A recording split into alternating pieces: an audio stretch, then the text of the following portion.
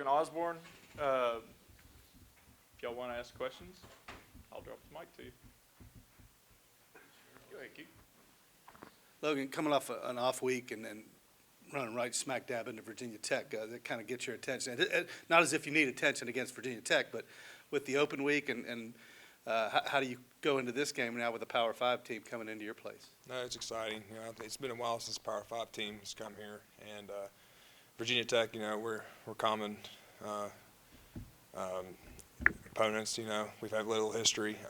It's exciting. You get excited for every opponent, but having a Power 5 team coming here, it's something surreal. Logan, obviously, we don't know 100% yet if Grant's going to be the one, playing, starting for Virginia Tech on Saturday. But having played with him and everything, does that go into this at all, or do you just kind of not pay attention to that and then maybe meet up with him at the end of the game or something like that? I mean, we were teammates and all, but it's not as effective because I can't really do anything about it. The defense has more of a say in that. Sure. I mean, we were teammates and all, but we're not really thinking of that. What have you seen from Virginia Tech? What stands out to you? Their D-line. Their D-line's probably the focal point of their team. They're really talented. They're twitchy up front. They got size. They got strength. They lead that defense. They're an older group. Number 6, he's a big, strong, powerful guy. Number 3, he's twitched up. 52, he's probably the best pass rusher we're going to see this season. So good opponent. Can't wait. When you look at what you guys have been able to do offensively, obviously the playbook opened up a little more against ECU, but from your perspective, what's working out there? Is there just an increased level of comfort among everybody on the offense as you get going? Yeah, I think we're getting better as the games are going on. Against Albany, I don't think we played to our standard at all. We had some issues. We came out there just seeing red. And our fundamentals and our technique just went through the ground, and you can't have that. ECU, we settled down more. We had a couple communication issues, but we're going to fix that. What we saw, what we did in the fourth quarter is what our offense is really about.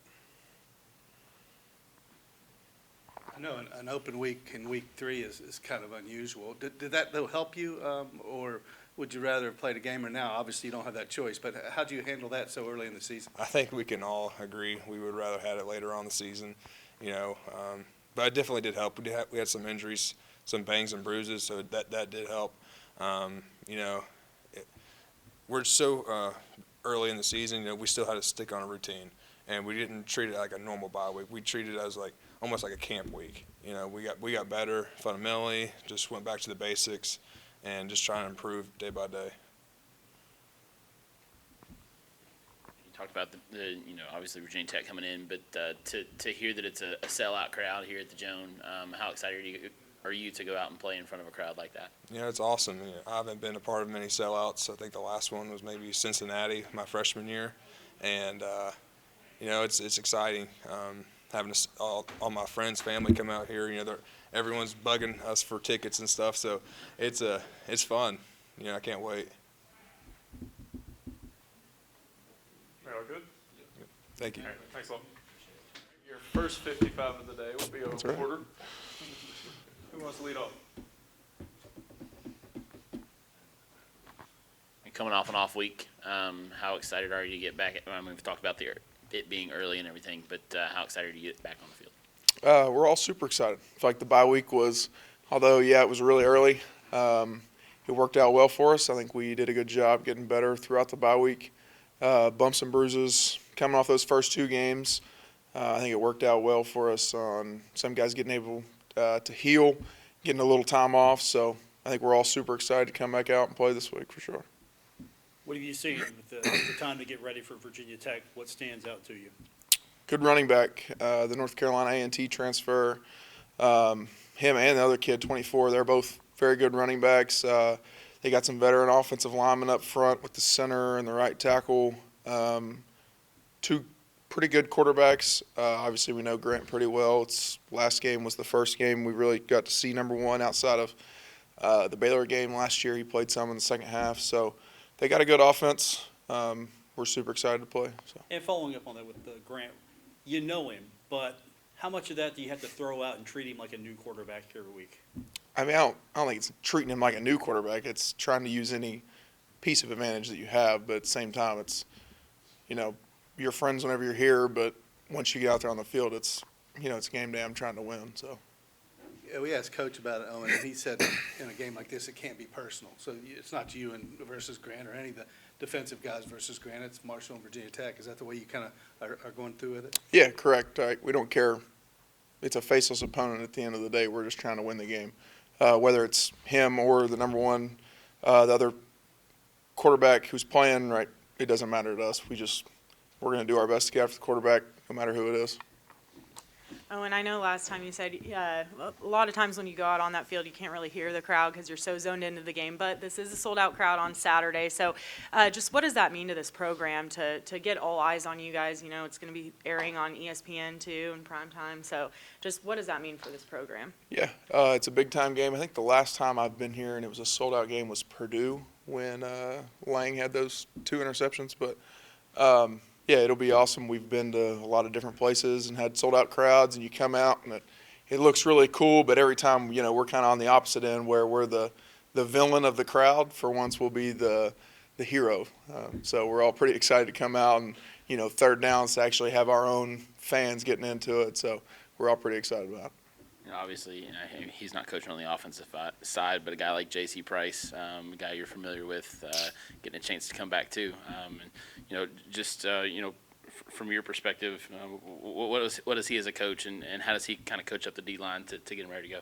Yeah, J.C. was a great coach. We loved having him for 3 years, him and Cornell.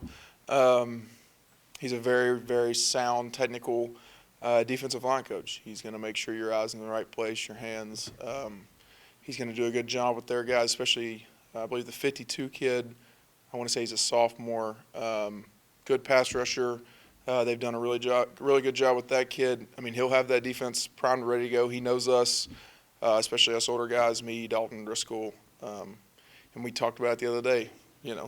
He knows us better than anybody else, right, because he was with us for 3 years. So Dalton and Driscoll got to be on their A game with knowing how their defensive line plays, because they're going to know a little bit more about you. So. Is everybody good? Sweet. Thanks, I appreciate it. Center Trent Holler. All right, guys. Lead off Luke. Obviously coming off the bye week, you guys 2-0. Tough challenge ahead with Virginia Tech. Just initial thoughts heading off the bye week, and excited about getting back to play. It was a good bye week for us. We talked about getting better at the little things, the fundamentals, and I think we all did that. We all took our contribute and did that part, and it was nice to get the bumps and bruises gone too. But we got a big game coming up because it's the next one, so we're gonna go into Saturday full force. What's the challenge this week? What do they do that's going to be difficult to take advantage of? Yeah, their D-line is probably the strong suit of their whole team, especially their defense. 6-3, really good guys.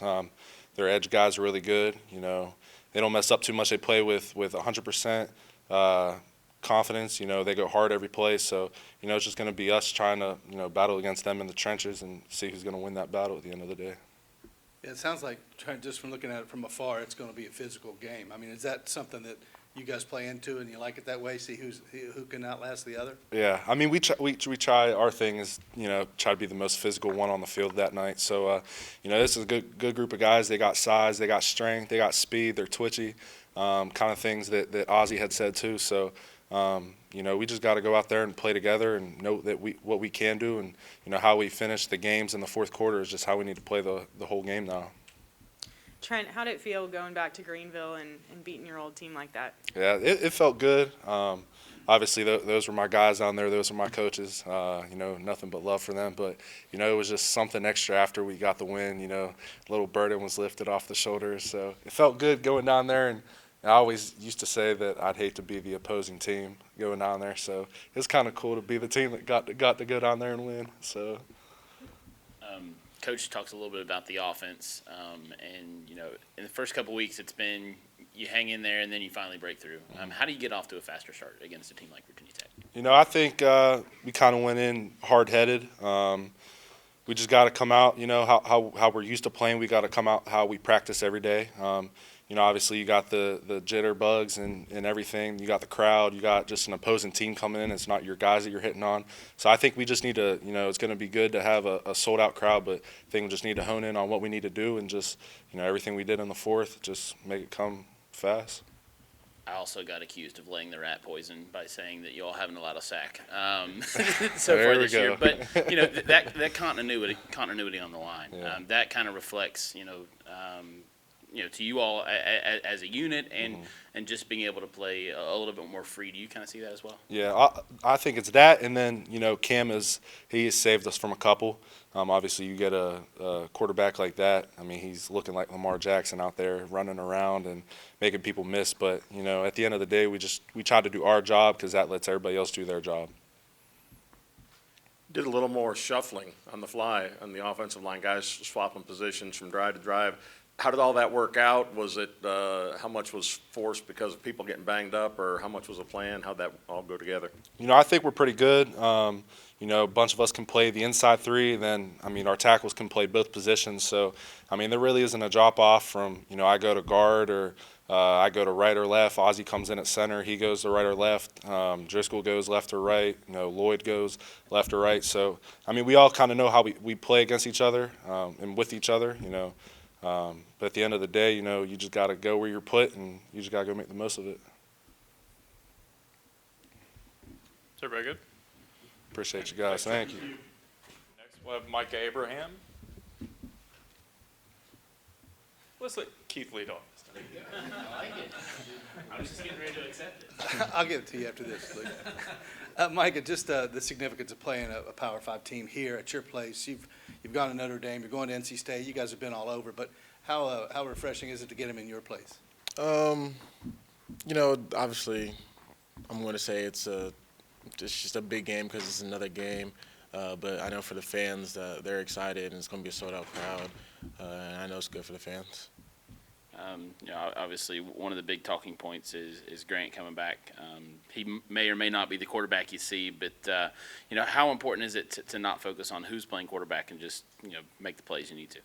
I mean, you kind of hit it right on. It's not really a focus of who the quarterback is that we're playing, but just about how we execute and the things that we do. So it's just if he plays or if Drones plays, it's just a faceless opponent, honestly. What do you know about them? With the extra time to prepare, what have you seen maybe stands out? You know, they're going to be a team. They got athletes. They're going to come in. They're going to throw the ball. I mean, they play hard. They got good effort to the ball, and they don't really give up. The film that we watch from the last games. Mike, if it does end up, you see Grant, does it help you guys that you know what you've seen with him and when he was here, and you kind of know his tendencies? Does that help you a little bit? You would like to think so, but I mean, a couple of things could change in the years. But no matter who we play, they're both good quarterbacks. They're both talented, and we're going to be preparing for both of them. Mike, I just want to ask about the 2 interceptions against ECU. Just how that feel to get the ball back in your hands? It's always great to be able to make plays for your team. It's kind of like when the D-line gets their first sack, everybody wants to come around and make the next sack. So now the first interception's out of there, the second interception's out of there. So there's going to be more guys wanting to get interceptions and make plays for the team. What do you see from their receivers that kind of reloaded at that position, and you know, just what do you see on film from them? Yeah, you kind of hit it on. They got some transfers and receivers, good receivers. Obviously, they have Ali. They got a transfer in that we played last year from Norfolk. That's pretty good. And then even the receivers that replace them when they get tired are pretty good. So they're all athletes, and we got to prepare for them just as we prepare for the ones. They all can do damage. Okay, all good? All right, thanks, Micah. We have safety J.J. Roberts. JJ, what's it mean to you to have a former ACC opponent coming in here to your house and your kind of hometown? I mean, that's a lot of stakes on the line this weekend, aren't there? Yeah, I would say so, but then at the same time, you know, it's another game to play. It's another opportunity to go out there and play in front of the Marshall fans, especially at the hometown, it's definitely a big deal. So what stands out to you when you look at Virginia Tech? What's the challenge for you? So number one, their quarterback that played against Rutgers is more of a runner. It looked like, I mean, he threw for 190 yards, which is impressive, but I mean, it looks like they really want to get him to run the ball. And then if Grant plays, obviously it's going to be more pass heavy, but he can still run the ball, as you all probably know. But definitely depends on who's playing. Obviously, lining up to be a pretty good environment here on Saturday. I mean, this will be your second game here in the Joan, but just what are you looking forward to about that atmosphere? I'm excited to see all the fans out there, honestly. I'm sure it's going to be pretty loud. And, I mean, Virginia Tech, everybody's pretty hyped about the game, so. Coming off an off week, obviously it comes a little bit earlier this year. Have you ever dealt with something like that? And how do you kind of, moving forward, know that you have to play 10 games? Yeah, I've never done that in my life, but I mean, we're prepared for it. BA, the strength staff, did a great job getting us physically prepared and allowing our bodies to be conditioned and because we knew what we had coming up, so we're prepared. JJ, you faced, kind of like what he was saying, an ACC opponent. I mean, you faced Virginia Tech for 3 years before coming here. Do you, I guess, lean on that at all when you prepare for this game, or is it completely like a blank slate? I would like to say it's a blank slate just because, I don't want to like think about like past experiences like that, but at the same time, it is nice to know that I've played against teams like that before, you know what I mean? So, I mean, it's kind of like 50-50 for me, honestly.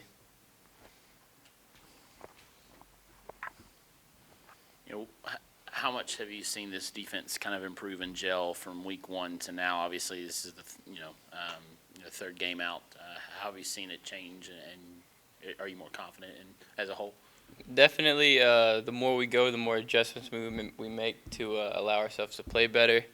The first game to ECU, definitely there was at least to me, there was a big improvement in what we were doing on the field. So, I mean, definitely as time goes, we'll get more bonded and more used to how each other plays so we can kind of play with coercion, so that definitely. Is everybody good? Okay, thanks, JJ. Thank you.